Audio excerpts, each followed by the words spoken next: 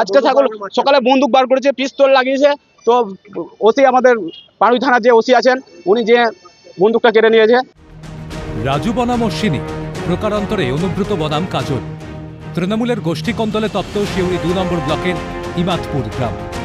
অভিযোগ, কাজল শেখ ঘনিষ্ঠ নুরুল ইসলাম অনুগামী তৃণমূলের অঞ্চল সভাপতি রাজু মুখোপাধ্যায়ের লোকজন চড়াও হয়ে মারধর করে, হুমকি দেয়, বোমা বন্দুক দেখিয়ে ভয় দেখানোর চেষ্টা করে।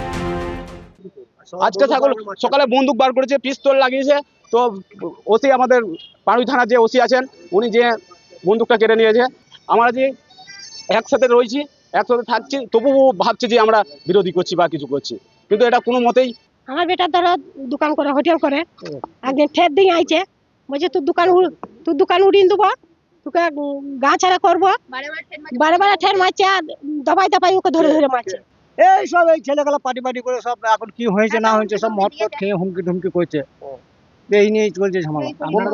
হ্যাঁ, আমরা এই টিএমসি করি, রাজ্য মুখার্জির সঙ্গে করি।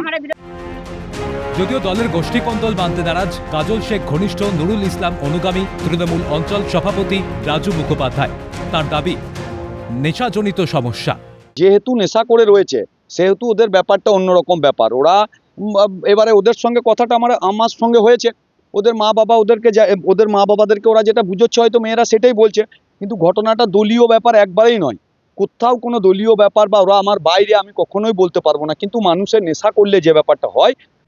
নেশার তত্ত্ব সামনে আনায় পাল্টা মুখ খুলেছেন অনুব্রত অনুগামী অশ্বিনী মণ্ডল।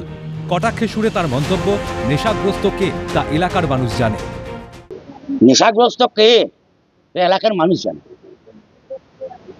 নেশাগ্রস্ত কে সেটা এলাকার মানুষ জানে।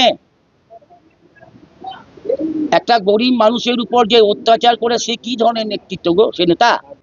বছর খুললেই রাজ্যে 26-এর বিধানসভা নির্বাচন, তার আগে কিছুতেই যেন থামছে না বীরভূম তৃণমূলের অন্তরে গোষ্ঠী কন্দল।